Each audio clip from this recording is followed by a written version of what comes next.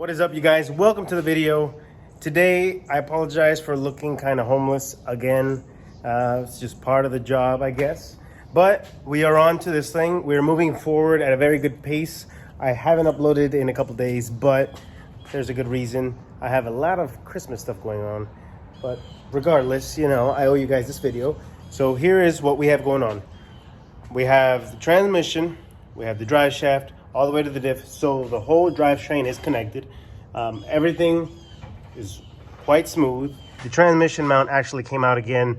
I did not like the setup that I had. It wouldn't allow me to get this transmission in and out smoothly. So if you are wondering, this is a different 86. This is, I'll explain.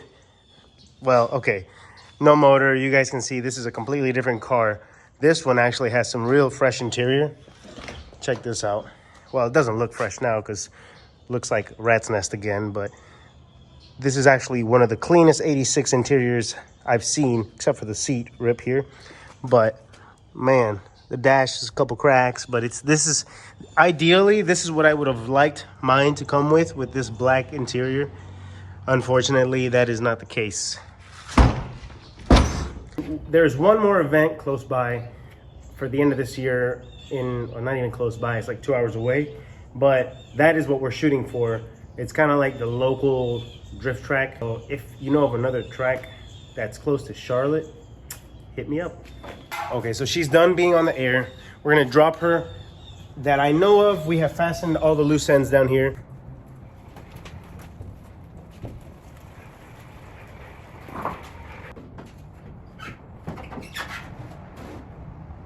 Okay guys, as you can see, fitment is an issue. I literally cannot fit anything. I can't even turn, bumpers hitting. So clearly this cannot stay like this. But yeah, this thing is got no room, especially in the top end and the front. The back end, I'm not quite sure how far off it is because I can't turn my wheel that far. Long story short, we need to clearance these fenders. But before we do that, we needed to wait on the wide body kit to arrive so that we don't cut too much or too little, and that way we can get it right the first time.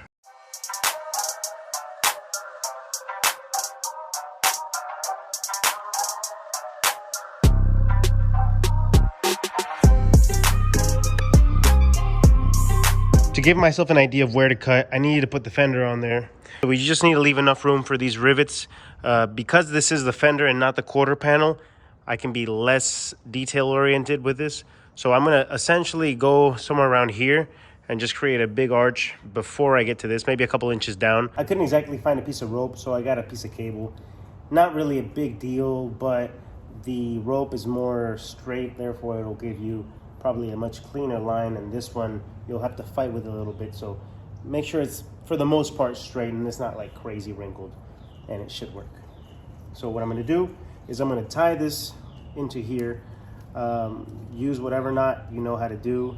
And you want to tie it closer to the bottom, because if you tie it up here, there's going to be a lot of movement for you. So what you want to do is you want to grab your string or wire with a pen that obviously translates into it, and then all the way across like that.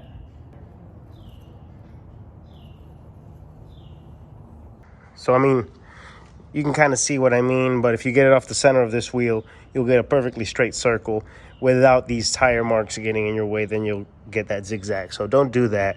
Do this without the tire. Good.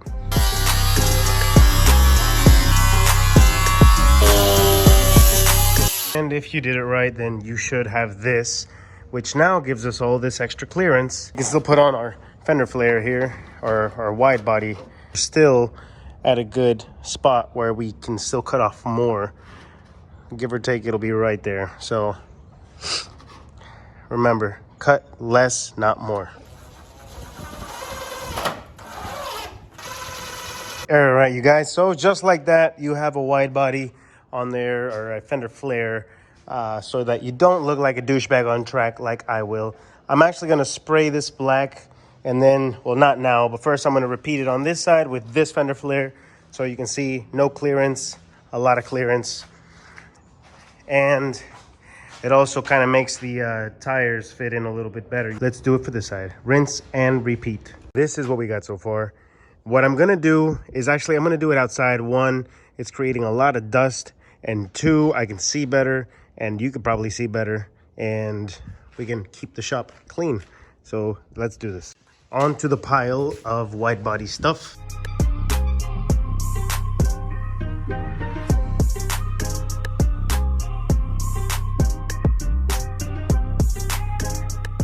All right, guys, you can kind of get an idea of what this is going to look like when it's all said and done. Overall, I think the safest way to do this, or the best way to do this, is by first combining the actual body kit to itself and then putting it on the car, or building it on the car, but without cutting it or without riveting it or anything. That way the actual body kit like has the proper spacing in between. I'm going to put you guys on another time lapse.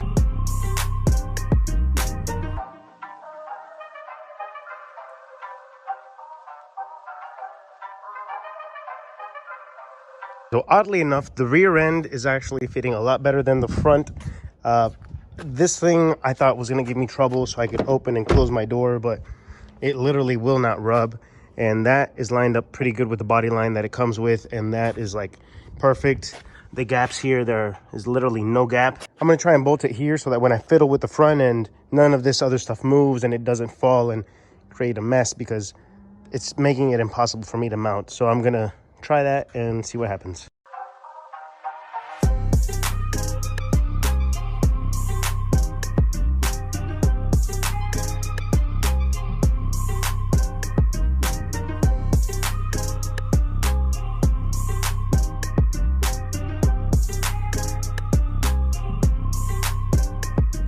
This is probably the best fitment I've had for it so far, which is pretty good. My only complaint about this is that I don't know that it's meant for a angle kit in the front. Drop a comment down below. Let me know what you think. At the moment, the way it sits, I can even open the door. I can open the door completely, and I can shut it, and nothing rubs, which is good. On the other side now, for the most part, this side is on, and the gaps are looking quite good. Gas tank fully opens without hitting. Everything is pretty aligned. This is going to go a little bit farther in once it sits flat in here. And then when it comes to the body lines, everything looks good. Door opens. It's actually quite a well done kit. Everything here lines up pretty good with a little curve there.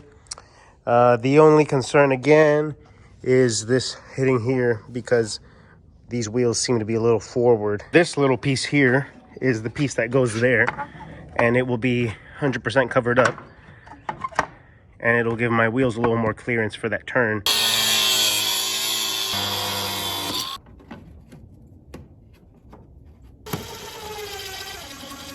Of course, a big thing we are missing is the quarter panel cut. I have not done that yet. You can see there. The other side, I marked it with that Sharpie pen I had, but I am trying to avoid the biggest cuts for now. This car will end up still getting wrecked anyways, so most likely it'll get to the point where we need to cut off like from here back. So this is not really a big deal. It looks quite hideous actually. This makes it look like a truck with fender flares. I actually did some painting on this side of the wide body. I did not record this because first I wasn't sure that it was going to be a good match for color, but it did not turn out that bad actually. We're going to move on to the other side, get the whole wide body painted, and try and get this thing on the road now.